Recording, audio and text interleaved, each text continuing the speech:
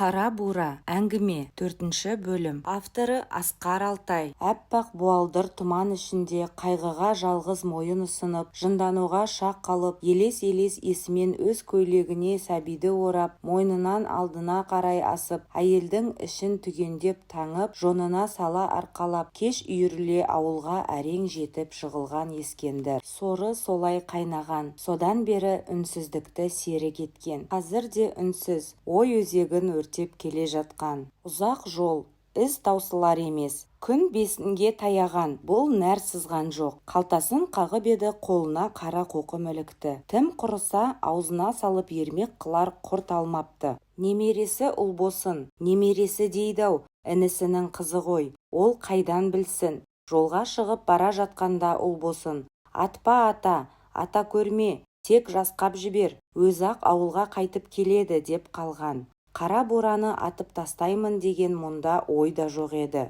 Әйтеуір мылтықты белгісіз қорқыныш алдырған.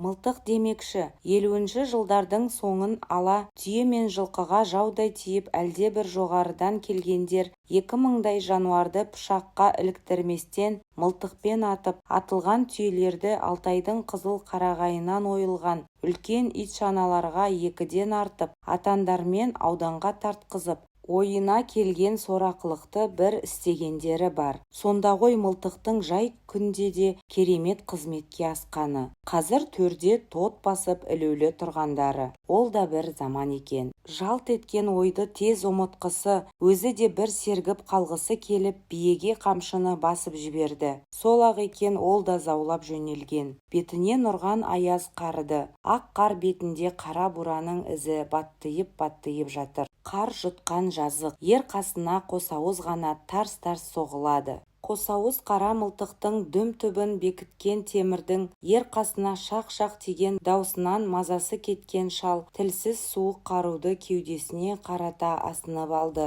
Маңай ақ кіреуке, мұздай ауа бой ширатады. Ой да сезім де сергек. Жол қысқарту, суық сезінбеу үшін ой қу, сезім сау дейтіндей табиғат. Шал мылтықты кеудесін көріктей көтере тыныстап қойды. Сақал мұртқа қатқан сүңгі аузы мұрнынан шыққан мол демге сәл-пәл жібіген. Қара мылтық қаралы ой қозғаған. 59-дың ақпаны да ашулы келіп еді-ау. Нар бура ақбастың аузынан ақ көбік ағып, бауырынан жараған. Желкілдеп жер сызатын шудасы сауыс-сауыс сары мұздан білеу-білеу мүйізденіп, ақжалдың алып даласын 50 шақты келесімен тастап, ертістің қопа қамысын паналап, көз көрмеске қашып еді. Келеге түсіп, құмары қозатын бура болғалы, өзіндей 10 сан келелі ойсылқара қалыңынан жырақтап кететіні қашанғы әдеті. Қазір бурашын мен бураның ішінде орасан зоры да, келесіне тірі жан атаулыны жуытпайтын сойқандысы да өзі. Жасы да 9-ға енді толған, нағыз буырқанған толғақты кезі. Аңылжыған аптапта маңқиған маңғаз болса, ақырған ақпанда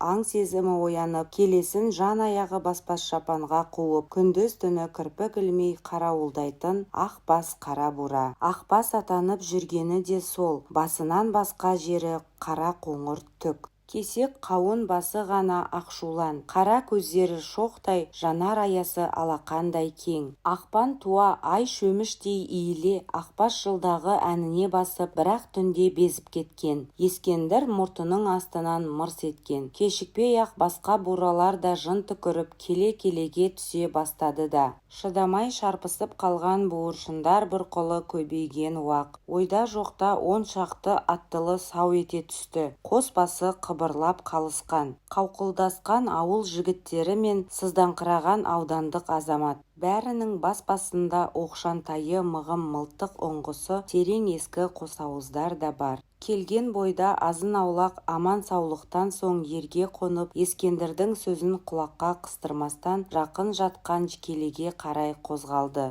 Ескендір шаңырағы шағын, шаншылған ұзын уығының басы қарға көмілген қосқа лып беріп кіріп кетіп, көп айланбай қайырылмалы қосауызбен шықты.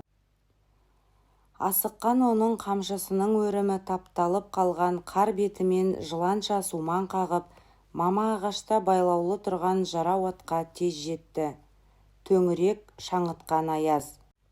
тал түстегі күн құлақтанған, ақпан аязды боларын сездіретін осы айқұлақ әлсіз нұрланып, жарты шеңбер сызып тұр. Әшекейленген кемер белбеу тектес.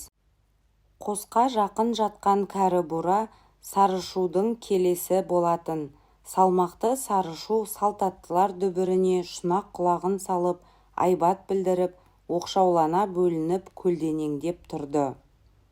Бөгде адамдарға көздері шекеден шатынап, бұта шайнар азуларын ақкөбік арасында қайраса да, әлі де сабырмен бойын салған. Ақбастай емес Сарышу сүлей еді. Орынсыз ойқастап шабынбайтын, шабынса да шаппайтын, доңайбат сесі ғана. Түйеші Ескендір атқа қонғанша иіріле тоқтаған салт аттылар ішінен суырыла шыққан ауылдың жас жігіті қолындағы қосауызбен кәрі бура Сарышуды көздей басып қалды. Сарышу ащы дауыспен бір бақырып қалып, өзінің ауыр денесін ұстай алмай, жас ботадай тірсектері дірілдеп шөге берген. Ескендір астындағы атына қамшыны көміп жіберіп, өңінен қан сөл қаша сұрланып, сирағын сермеп жатқан Сарышудың қасына қалай жеткенін аңғарған жоқ. Атынан секіріп түскен бойда үн-түнсіз иегі ғана қалшылдап кеп, тонының алдын ағыта, беліндегі ақ мүйіз сапты кездікті қынынан суырған. Ол кәрі бураның күре тамыры тұсынан, сағағының астынан қол сиярдай тесік-тесіп жатқанда, басқалар да бүйірден жеткен. Есеке, мұныңыз міне дұрыс, алғашқы құрбандықты өзіңіз қандадыңыз, деп түйешілердің бригадирі сөйлей келді. Өкімет айтқан екен, көнген жөн, олар біледі, ақылға келгенің жақсы болды. Әй, не бұлшылдап тұрсың, Есқазы, кімге ақыл үйретпексің сен, өз ақылың өзіңе, деп Ескендір атып тұрған қолындағы кездік ұшынан ақ қарға қан тамшылайды. Тағы өз әніңе бастың ба? Есқазы ат үстіне қамшы сабын тізесіне қарай шірене қалды. Айдалып келгенің азбасаған, түйе мен жылқы деп жүрген сенен басқа да жұрт бар. Суыққа қатып жүрген оларды да ойлау керек. Қаны басына шауып тұрған Ескендір әлі де өзін сабырмен ұстап. Олар үшін жаның ауырмай-ақ қойсын. Мал үшін атам қазақ жанын жалдай алады. Сенікі белгілі байбалам ғой, дей бергенінде ауданнан келген уәкіл араласты. Ескендір жолдас, байбалам деп саяси қателеспеңіз, партияның бұйрығы, көктемге дейін құтылу керек бұлардан. Сөйтіп адам күшін де азайтып, колхоз-совхоз басшыларын да алаңдатпайтын жағдай туғызу қажет. Қазір еліміз экономикалық жақтан күшейе түсу үшін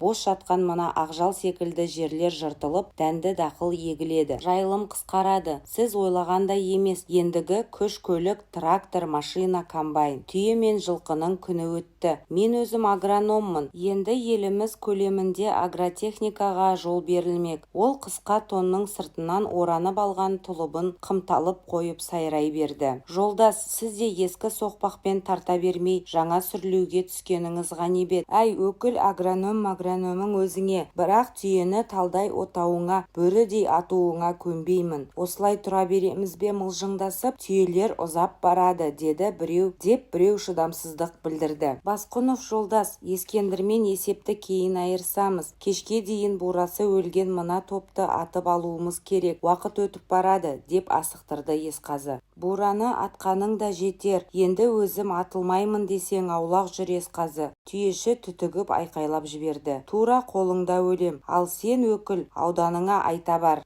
Ескендір түйеші қарсы де. Ескендір қолына қамшы орнына қосауызын көлденең ұстаған. 4-ші бөлімнің соңы, жалғасы бар. Әңгіме авторы Асқар Алтай. Құрметті достар, әңгіме ұнаса лайк басып, достарыңызбен бөлісіңіздер. Каналға тіркеліп, қазақша контентті қолдаңыздар. Назарларыңызға көп рахмет.